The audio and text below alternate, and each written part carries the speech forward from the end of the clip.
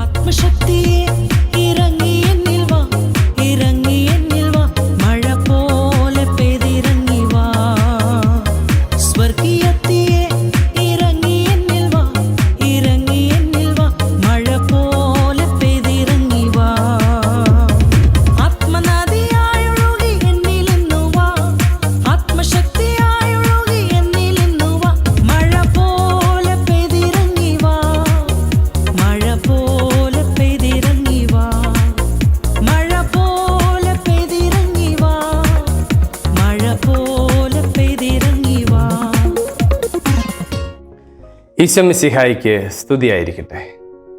ഈശോയിൽ ഏറ്റവും സ്നേഹം നിറഞ്ഞവരെ, ഒരു നിമിഷം നാം എന്നും ഈ ദിവസങ്ങളിൽ ചെയ്യുന്നത് പോലെ ഒരു നിമിഷം നമ്മളെ തന്നെ നമുക്ക് ശാന്തമാക്കാം.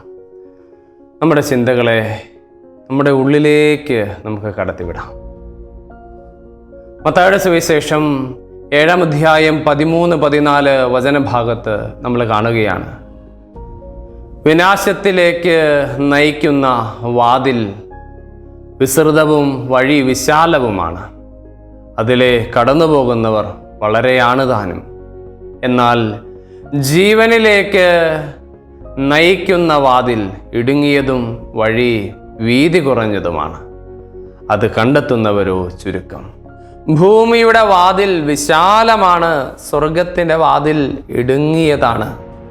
ഒരു നിമിഷം ആത്മപരിശോധന ചെയ്യാം. ദൈവത്തിനേക്കാൾ ഉപരിയായി മറ്റ് എന്തിനെങ്കിലും ഞാൻ സ്ഥാനം കൊടുത്തിട്ടുണ്ടോ? എന്തിനെങ്കിലും ഞാൻ സ്നേഹിച്ചിട്ടുണ്ടോ? നന്മയാണ് മുറുകെ പിടിക്കേണ്ടതെന്ന് നമുക്കറിയാമെങ്കിലും തിന്മയിൽ നമ്മൾ ജീവിച്ചിട്ടില്ലേ? തിന്മകൾ ഒരുപാട് നമ്മിൽ നിന്ന് കടന്നു വന്നിട്ടില്ലേ? ഞാനിത് ചെയ്യരുത്, ഞാനിത് പറയരുത് എന്ന് നമുക്കറിയാമെങ്കിലും പക്ഷെ പലപ്പോഴും പറയരുതെന്നും ചെയ്യരുതെന്നും വിചാരിച്ചത് നമ്മൾ ഉണ്ടായിട്ടില്ലേ? ആത്മപരിശോധന ചെയ്യാം പ്രിയപ്പെട്ടവരെ, ആത്മപരിശോധന ചെയ്യാം. ആത്മാവിൻ്റെ നിറവ് നമ്മിൽ സംഭവിക്കട്ടെ. ആത്മാവിൻ്റെ നിറവുണ്ടാകുമ്പോൾ ഇതൊക്കെ മാറിപ്പോവാൻ ഇടവരും. റോമാക്കാർക്ക് എഴുതിയ ലേഖനം 7-ാം അധ്യായം 19-ാം വാക്യം, ഇച്ഛിക്കുന്ന നന്മയല്ല, ഇച്ഛിക്കാത്ത തിന്മയാണ് ഞാൻ പ്രവർത്തിക്കുന്നത്. ഞാൻ ആഗ്രഹിക്കുന്ന നന്മയല്ല, ആഗ്രഹിക്കാത്ത തിന്മയാണ് എൻ്റെ തമ്പുരാനെ ഞാൻ പ്രവർത്തിക്കുന്നത്. പരിശുദ്ധാത്മാവേ, നന്മയിൽ ജീവിക്കാൻ, അതിൽ നിലനിൽക്കാൻ എന്നെ സഹായിക്കണമേ. ആഗ്രഹിച്ച് പ്രാർത്ഥിക്കാം പ്രിയപ്പെട്ടവരെ, ആഗ്രഹിച്ച് പ്രാർത്ഥിക്കാം. നന്മയിൽ ജീവിക്കാൻ, അതിൽ നിലനിൽക്കാൻ എൻ്റെ തമ്പുരാനെ നിന്റെ ആത്മാവിനാൽ ഞങ്ങളെ നിറയ്ക്കണേ. ഈശോയിൽ പ്രിയപ്പെട്ടവരെ, 8-ാം ദിവസത്തിലേക്ക് നാം പ്രവേശിക്കുകയാണ്. 8-ാം ദിവസത്തിലേക്ക് വരുമ്പോൾ നമ്മിൽ വന്ന നിറഞ്ഞ പരിശുദ്ധാത്മാവിനെ നമുക്കിന്ന് ധ്യാന വിഷയമാക്കാം. നമ്മിൽ വന്ന് നിറഞ്ഞ പരിശുദ്ധാത്മാവിനെ വിശുദ്ധ പൗലോസ്ലീഹ കൊരിന്തോസുകാർക്ക് എഴുതിയ ലേഖനം 2-ാം അധ്യായം 12-ാം വാക്യം, നാം സ്വീകരിച്ചിരിക്കുന്നത് ലോകത്തിൻ്റെ ആത്മാവിനെ അല്ല, പ്രത്യുത ദൈവം നമുക്കായി വർഷിക്കുന്ന ദാനങ്ങൾ മനസ്സിലാക്കാൻ വേണ്ടി ദൈവത്തിൻ്റെ ആത്മാവിനെയാണ്. നാം സ്വീകരിച്ചിരിക്കുന്നത് ലോകത്തിൻ്റെ ആത്മാവിനെ അല്ല, പ്രത്യുത ദൈവം നമുക്കായി വർഷിക്കുന്ന ദാനങ്ങൾ മനസ്സിലാക്കാൻ വേണ്ടി ദൈവത്തിൻ്റെ ആത്മാവിനെയാണ്. യെശയ്യാ പ്രവാചകന്റെ 42-ാം അധ്യായത്തിന്റെ 1-ാം വാക്യം, ഇതാ ഞാൻ താങ്ങുന്ന എൻ്റെ ദാസൻ, ഞാൻ തിരഞ്ഞെടുത്ത എൻ്റെ പ്രിയപാത്രം, ഞാൻ എൻ്റെ ആത്മാവിനെ അവന് നൽകി, ഞാൻ എൻ്റെ ആത്മാവിനെ അവന് നൽകി. വിശുദ്ധ പൗലോസ്ലീഹ തെസ്സലോനിക്കക്കാർക്ക് എഴുതിയ 1-ാം ലേഖനത്തിന്റെ 5-ാം അധ്യായത്തിന്റെ 19-ാം വാക്യത്തിൽ നമ്മൾ കാണും, ആത്മാവിനെ നിങ്ങൾ നിർവീര്യമാക്കരുത്. ദൈവം ആത്മാവിനെ നിനക്ക് നൽകിയെങ്കിൽ നിന്നിലുള്ള ആത്മാവിനെ, പരിശുദ്ധാത്മാവിനെ നീ നിർവീര്യമാക്കരുത്. നാം സ്വീകരിച്ച ദൈവത്തിൻ്റെ ആത്മാവിനെ, ദൈവം നമുക്കായി നൽകിയ അവിടുത്തെ പരിശുദ്ധാത്മാവിനെ നമ്മൾ ജീവിതത്തിൽ നിർവീര്യമാക്കി കളയരുത്. നമ്മുടെ പ്രവൃത്തികളിലൂടെ നിന്നിൽ നിറഞ്ഞ ആത്മാവിനെ, പരിശുദ്ധാത്മാവിനെ നീ നഷ്ടപ്പെടുത്തി കളയരുതെന്ന് പൗലോസ്ലീഹ പറഞ്ഞു വെക്കുകയാണ്. വിശുദ്ധ യോഹന്നാൻ ശ്ലീഹ എഴുതിയ 1-ാം ലേഖനം 4-ാം അധ്യായം 13-ാം വാക്യം, ദൈവം തന്റെ ആത്മാവിനെ നമുക്ക് തന്നിരിക്കുന്നതിനാൽ നാം ദൈവത്തിലും ദൈവം നമ്മിലും വസിക്കുന്നുവെന്ന് നാം അറിയുന്നു. നിങ്ങൾ ഓരോ വചനങ്ങളും, നമ്മൾ ഈ കണ്ടുകൊണ്ടിരിക്കുന്ന ഓരോ വചനങ്ങളും വെറുതെ വായിച്ചു പോകരുത് പ്രിയപ്പെട്ടവരെ. ബൈബിൾ എടുത്ത് ഹൃദയം കൊണ്ട് വായിക്കുകയും ഹൃദയം കൊണ്ട് ഈ വചനം കേൾക്കുകയും ചെയ്യണം. ദൈവം തൻ്റെ വലിയ സമ്മാനമായ പരിശുദ്ധാത്മാവിനെ നമുക്ക് തന്നിരിക്കുന്നതിനാൽ നാം വസിക്കുന്നത് ദൈവത്തിലാണ്. പരിശുദ്ധാത്മാവ് നിന്നിൽ നിറഞ്ഞു നിന്നാൽ ദൈവകൃപ എപ്പോഴും നിന്നോട് കൂടെ ഉണ്ടായിരിക്കുമെന്ന് വിശുദ്ധ യോഹന്നാൻ ശ്ലീഹ 1-ാം ലേഖനത്തിന്റെ 4-ാം അധ്യായത്തിന്റെ 13-ാം വാക്യത്തിലൂടെ നമ്മളെ പഠിപ്പിക്കുകയാണ്. അതുകൊണ്ട് നമ്മൾ ആഗ്രഹിച്ച് പ്രാർത്ഥിക്കണം. പെന്തക്കുസ്ത തിരുനാളിനായി നമ്മൾ ഒരുങ്ങുമ്പോൾ ഈ ദിനങ്ങളിൽ നമ്മൾ ഏറ്റവും അടുത്ത ഒരുക്കത്തിലേക്ക് പ്രവേശിച്ചിരിക്കുകയാണ്. ഇനി ഒരേ ഒരു ദിവസം കൂടിയേ നമ്മുടെ മുമ്പിലുള്ളൂ. ഇന്ന് 8, നാളെ 9, പിറ്റേന്ന് പെന്തക്കുസ്ത തിരുനാള്. അതുകൊണ്ട് ഏറ്റവും അടുത്ത ഒരുക്കത്തിലായിരിക്കുമ്പോൾ ഈ ആത്മാവിന്റെ നിറവ് നമ്മിൽ സംഭവിക്കുന്നതിന് വേണ്ടി ആഗ്രഹിച്ച് പ്രാർത്ഥിക്കണം പ്രിയപ്പെട്ടവരെ. അപ്പസ്തോല പ്രവർത്തനത്തിന്റെ 16-ാം അധ്യായം അടുത്തതായി നമ്മൾ കാണുന്നത്. അപ്പസ്തോല പ്രവർത്തനത്തിന്റെ 16-ാം അധ്യായം 6 മുതൽ 10 വരെയുള്ള വചനഭാഗങ്ങൾ നിങ്ങൾ വചനം എടുത്ത് വായിക്കണം പ്രിയപ്പെട്ടവരെ. വെറുതെ കേട്ടു പോകരുത്. നിങ്ങൾ ഭവനങ്ങളിൽ നിന്നുകൊണ്ടാണ് ഇത് കേൾക്കുന്നതെങ്കിൽ നിങ്ങൾ വചനം ഈ വചനത്തോട് പറയുന്നതിനോടൊപ്പം എടുത്ത് വായിക്കണം. 16-ാം അധ്യായത്തിന്റെ 6-7 വചനഭാഗം നമുക്ക് ആദ്യം കാണാം.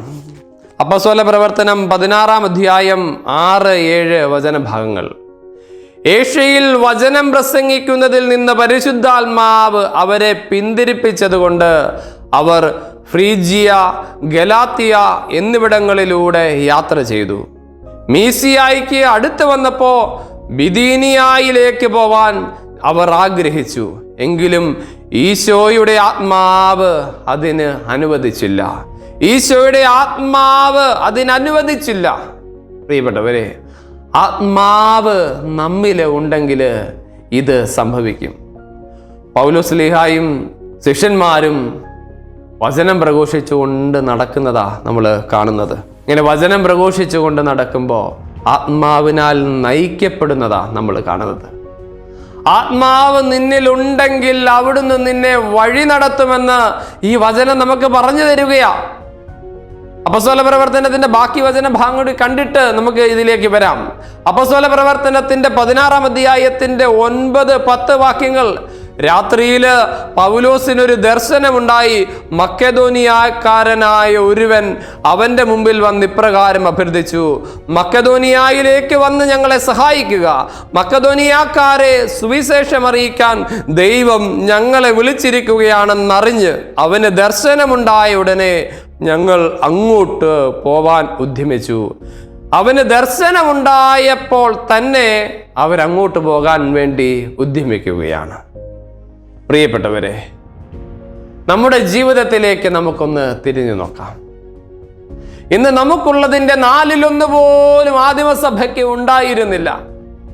കെട്ടിടങ്ങളില്ല, പണമില്ല, സ്വാധീനമില്ല, സമൂഹത്തിന്റെ സപ്പോർട്ടില്ല, സമ്പത്തില്ല, വസ്തുക്കളില്ല. ആകെ ഉണ്ടായിരുന്നത് എന്താ? പ്രതിസന്ധികളും കുറ്റപ്പെടുത്തലുകളും തീരാസകനങ്ങളും പട്ടിണിയും ഗതികേടും നിസ്സഹായതയും. നാം ഇന്ന് അനുഭവിക്കുന്ന ഒരു ആനുകൂല്യങ്ങളും അനുഭവിക്കാത്ത ഇല്ലാതിരുന്ന സഭയായിരുന്നു ആദിമസഭ. എന്നാൽ അവർക്ക് പരിശുദ്ധാത്മാവുണ്ടായിരുന്നു. എന്നാൽ അവർക്ക് അട്ടിപതറാത്ത ആഴത്തിലുള്ള വിശ്വാസമുണ്ടായിരുന്നു.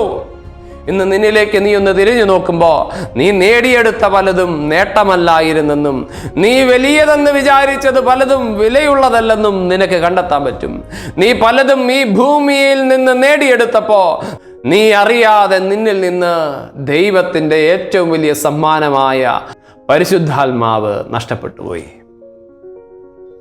നീ ഈ ഭൂമിയിലെ പലതും നേടിയെടുത്തപ്പോ നീ അറിയാതെ നിന്നിൽ നിന്ന് തമ്പുരാന്റെ ഏറ്റവും വലിയ സമ്മാനമായ പരിശുദ്ധാത്മാവ് നഷ്ടപ്പെട്ടുപോയി.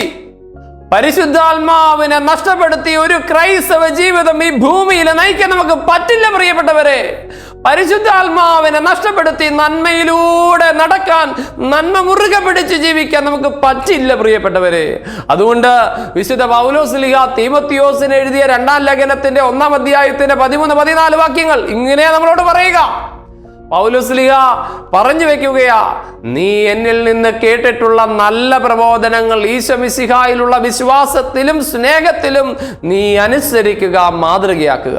നീ എന്നിൽ നിന്ന് കേട്ട നല്ല പ്രബോധനങ്ങൾ ഈശോ മിശിഹായിലുള്ള വിശ്വാസത്തിലും സ്നേഹത്തിലും നീ അനുസരിക്കുക, നീ മാതൃകയാക്കുക.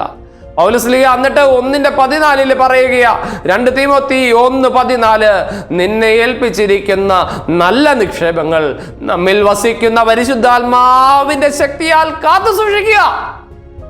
എൻ്റെ മക്കളെ, നിന്നില് ദൈവം ഒരുപാട് നന്മകൾ നിക്ഷേപിച്ചിട്ടുണ്ട്. നിന്നിലെ നന്മകളെ നിനക്ക് കാത്തു സൂക്ഷിക്കാൻ സാധിക്കണമെങ്കിൽ പരിശുദ്ധാത്മാവിൻ്റെ നിറവ് കൂടിയേ തീരുവെന്ന് പൗലോസ്ലീഹ പറയുകയാണ്. പ്രിയപ്പെട്ടവരെ, സ്നേഹമുള്ളവരെ, ആരംഭത്തിൽ മത്തായിയുടെ സുവിശേഷത്തിൻ്റെ 7-ാം അധ്യായം 13-14 വാക്യങ്ങൾ നമ്മൾ കേട്ടില്ലേ? ഈ ലോകത്തിൻ്റെ വാതില് വിസ്തൃതവും വഴി വിശാലവുമാണ്. നീ നന്മയിൽ ജീവിക്കാൻ ആഗ്രഹിക്കുമ്പോൾ നിന്നിലേക്ക് തിന്മ കടന്നു വരുന്നു. ഇനിയും ആരോടും ദേഷ്യപ്പെടരുത്, എല്ലാവരെയും സ്നേഹിക്കണമെന്ന് നീ ചിന്തിക്കുമ്പോൾ, അതിനായി പരിശ്രമിക്കുമ്പോൾ അറിയാതെ നീ പൊട്ടിപ്പോവാറില്ലേ? ഈ ലോകത്തിൻ്റെ സുഖങ്ങളും ഈ ലോകത്തിൻ്റെ നേട്ടങ്ങളും നമ്മെ തിന്മയുടെ ആഴങ്ങളിലേക്ക് കടത്തിവിടും, തിന്മയുടെ ആഴങ്ങളിലേക്ക് കൂട്ടിക്കൊണ്ടുപോകും. അതിനാൽ നിന്നിലെ നന്മ ഇല്ലാതാവാതിരിക്കാൻ, നിന്റെ കുടുംബത്തിൻ്റെ നന്മകൾ ഇല്ലാതാവാതിരിക്കാൻ പരിശുദ്ധാത്മാവിൻ്റെ ശക്തിയാൽ നീ ജീവിതം നയിക്കണം. പ്രിയപ്പെട്ടവരെ, ആഗ്രഹിച്ച് പ്രാർത്ഥിച്ച് ഈ പെന്തക്കോസ്തയ്ക്കായിട്ട് ഒരുങ്ങുമ്പോൾ, നമ്മൾ ഒന്നിച്ചൊരുങ്ങുമ്പോൾ നമ്മളിൽ എല്ലാവരിലും ഈ ആത്മാവിൻ്റെ നിറവ് സംഭവിക്കുന്നതിന് വേണ്ടി നമുക്ക് പ്രാർത്ഥിക്കാം.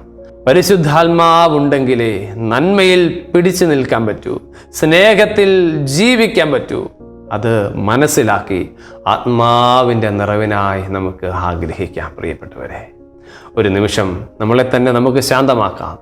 ഇന്ന് നമ്മൾ ഒന്നിച്ച് പ്രാർത്ഥിക്കുമ്പോൾ, ഈ 8-ാം ദിവസത്തിൽ നമ്മൾ കടന്നു പോകുമ്പോൾ, 7-ാം ദിവസത്തിൻ്റെ വീഡിയോയുടെ താഴെയും ഒരുപാട് പേര് നിങ്ങളുടെ നിയോഗങ്ങൾ കമൻറ്റ് ബോക്സിൽ ഇട്ടിരുന്നു. നമുക്കൊന്ന് ചേർന്ന് പ്രാർത്ഥിക്കാം. നമ്മൾ ഒറ്റയ്ക്ക് പ്രാർത്ഥിക്കുമ്പോഴല്ല, ഒരുമിച്ച് ഒരു മനസ്സോടെ പ്രാർത്ഥിക്കുമ്പോൾ, ഈശോയെ, എന്നിൽ, എൻ്റെ ജീവിത പങ്കാളിയിൽ, കുഞ്ഞുങ്ങളിൽ, കുടുംബത്തിൽ നിൻ്റെ ആത്മാവ് നിറയണേ എന്ന് ഞാൻ എത്രത്തോളം ആഗ്രഹിക്കുന്നു, അത്രത്തോളം തന്നെ നമുക്ക് ആഗ്രഹിച്ച് പ്രാർത്ഥിക്കാം. എനിക്കറിയാവുന്ന എല്ലാവരിലും, നമ്മോടൊപ്പം ഈ ശുശ്രൂഷയിലൂടെ ഒരുങ്ങിക്കൊണ്ടിരിക്കുന്ന, ആത്മാവിൻ്റെ നിറവിനായി ഒരുങ്ങിക്കൊണ്ടിരിക്കുന്ന എല്ലാവരിലും ആത്മാവിൻ്റെ നിറവുണ്ടാകുന്നതിന് വേണ്ടി ആഗ്രഹിച്ച് പ്രാർത്ഥിക്കാം. പ്രിയപ്പെട്ടവരെ, ഒരു നിമിഷം നമ്മുടെ കൈകളിലേക്ക് നമ്മുടെ നിയോഗങ്ങളെ എടുത്തു വയ്ക്കാം. ഈശോയെ, ഞങ്ങൾ ആഴത്തിൽ ആഗ്രഹിച്ച് പ്രാർത്ഥിക്കുന്നു. നിൻ്റെ ആത്മാവിൻ്റെ നിറവിനായി ഞങ്ങൾ ആഗ്രഹിച്ച് പ്രാർത്ഥിക്കുന്നു. കുടുംബത്തിൽ സ്നേഹം, സമാധാനം, സന്തോഷം നഷ്ടപ്പെട്ടു പോയ ഒരുപാട് കുടുംബങ്ങളുണ്ട് തമ്പുരാനെ. ആ കുടുംബങ്ങളിലേക്ക് നിൻ്റെ ആത്മാവിൻ്റെ നിറവ് കടന്നു വരട്ടെ.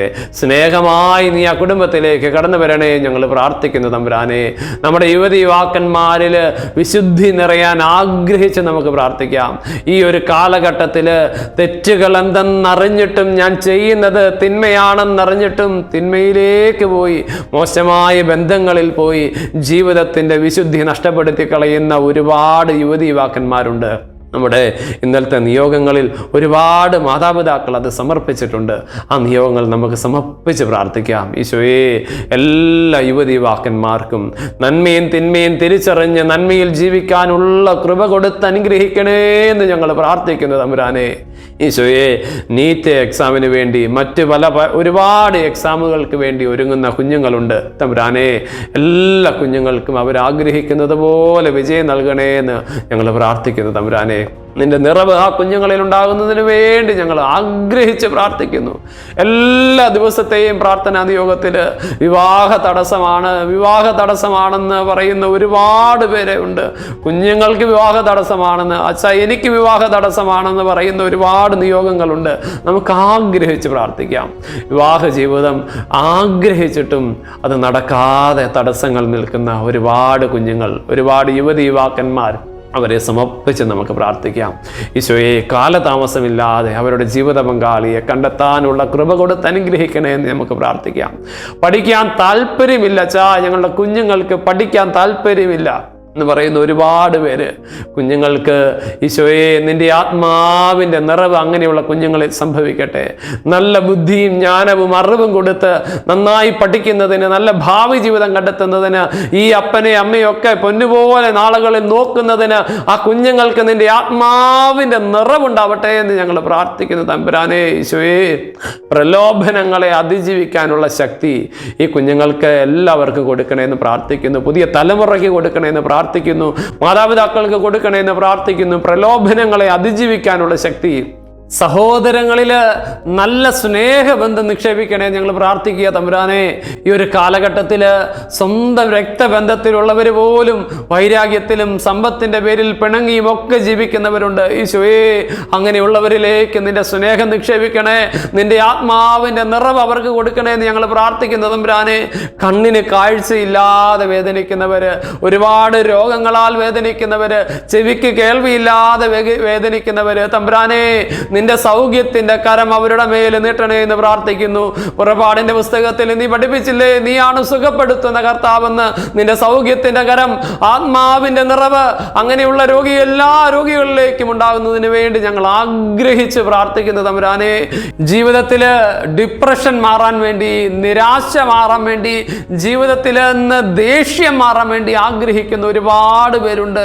പഴകി കിടക്കുന്ന മനസ്സിലെ പഴയ പിണക്കങ്ങളെ എടുത്ത് ജീവിതത്തിൽ നിന്ന് മാറ്റിക്കളയാൻ പരിശ്രമിച്ചിട്ടും മാറിപ്പോകാതെ വേദനിക്കുന്ന ഒരുപാട് പേരുണ്ട്. തമ്പുരാനെ, ഞങ്ങളുടെ നിയോഗങ്ങളായി അത് ചേർത്ത് വെക്കുന്നു. നിന്റെ ആത്മാവിന്റെ നിറവുണ്ടാകട്ടെ. അങ്ങനെയുള്ളവരിൽ അഹങ്കാരം മാറാൻ ഒരുപാട് പേര് ആഗ്രഹിക്കുന്നു. നിന്റെ ആത്മാവിന്റെ നിറവുണ്ടാവട്ടെ.